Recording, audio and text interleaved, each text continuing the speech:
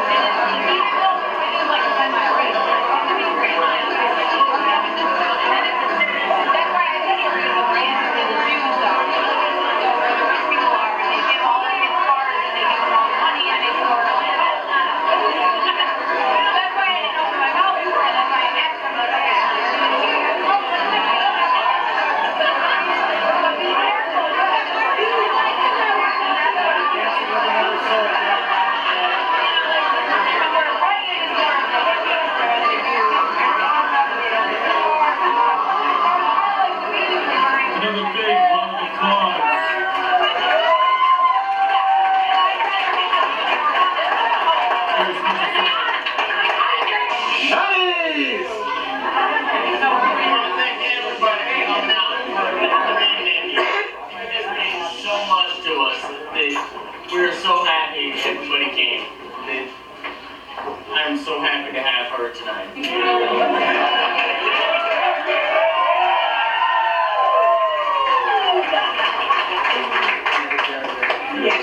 got dinner coming on. If everyone can find their seats and order up their drinks for dinner, we will sit down, we'll have a good meal, and then the dance floor will be opened up again. Hoorah! Thank you everybody for being here. We love you. But he was a curly-haired kid. He was referred to as our sister at times.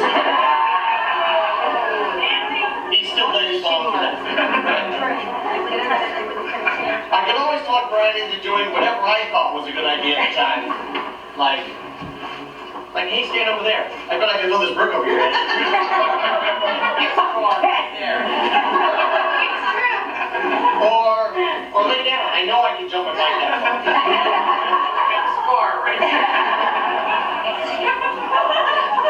So once we got to high school, and unfortunate, transpiring events, I became dependent on Brian to drive me around. Well, tell them about the event. Brian had this piece of crap. It was a primer gray duster. I mean, I don't know if you know it, but it was POS. I mean, it was a piece of crap, but I had one.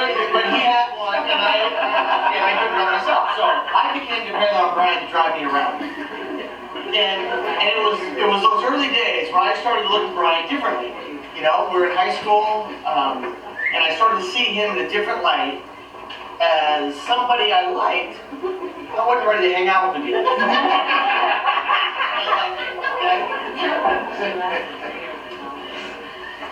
All right. At 18, I joined the Army. I left. I joined the Army at 18. I went off to Fort Sill, Oklahoma, and I left home.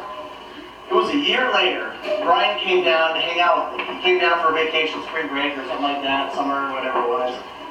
And all of a sudden, that's when the light came on. Like, I like this guy. I can hang out with him. Actually, there was this one night. There was this place just off post at the Golden Dragon. No, never mind.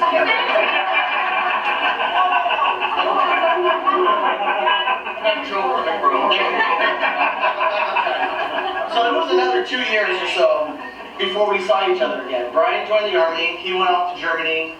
I did my own thing, and it was another couple years before we saw each other again. And we hooked up again in Missoula, Montana. Mom and Dad tried to hide. We found him. Yep, but we found him. And that's when I started to appreciate Brian for what he was. A different person, not my little brother anymore, but, a good stand-up guy. And he certainly wouldn't fall for the old, trust me, this will hurt you. So it was over the next 10 years or so that Brian and I only saw each other on occasion. I mean, we went our separate ways. Brian's back active duty. He's off doing his thing. I'm doing my thing. He's on, whatever, different continent, different coast. And we didn't see each other that often. But I knew that we were best friends, more than brothers.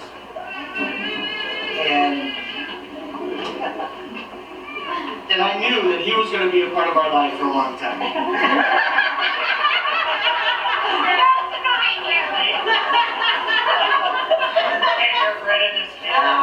When he finally moved to Washington, Fort Lewis, he got stationed out of Fort Lewis, and I don't know who he bribed, but he stayed at Fort Lewis for like 8 years. He was the senior guy on Fort Lewis,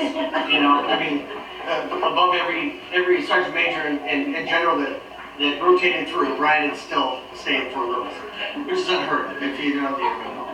So, but that's when he started hanging out with Eve and I, and he moved into our house. He lived above our shop. He took us camping. We took him sailing. We had trips in the big red truck. I mean, it was a relationship had established itself different than my little brother. I mean, he became my best friend, honestly.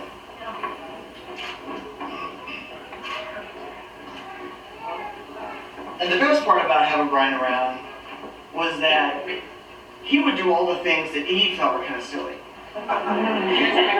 Yeah. Eve was the common sense that would say, it might not be such a bright idea, but Brian was always up for it. Like the time we went camping up in the snow in the middle of the winter with alternative fire starting techniques. That's not what would happen. Well, we survived. It wasn't such a good idea. We survived. Did you take the girls? No, we almost killed the dog. We almost ate the dog.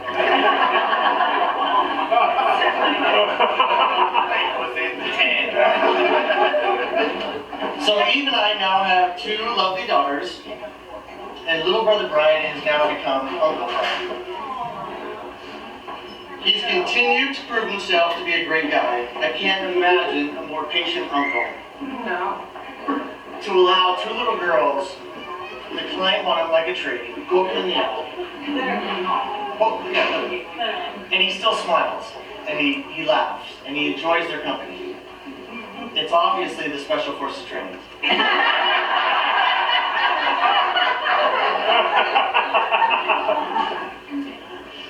Now, Niki comes into the picture.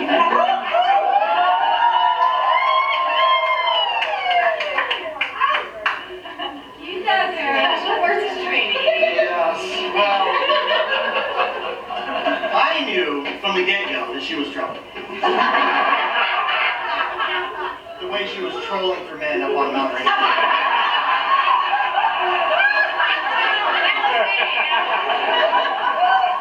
I mean, I saw her Patagonia coat, her North Face tights. I was working on that. But not for a second that I think Brian was going to fall for it. Well, here we are, 3 years later. Niki, the girls and I love you. You too. We are so glad you're becoming a Dorsey. Yeah. And I'll tell you what. And I'll tell you what. If you learn to sail, I condone this marriage. Let's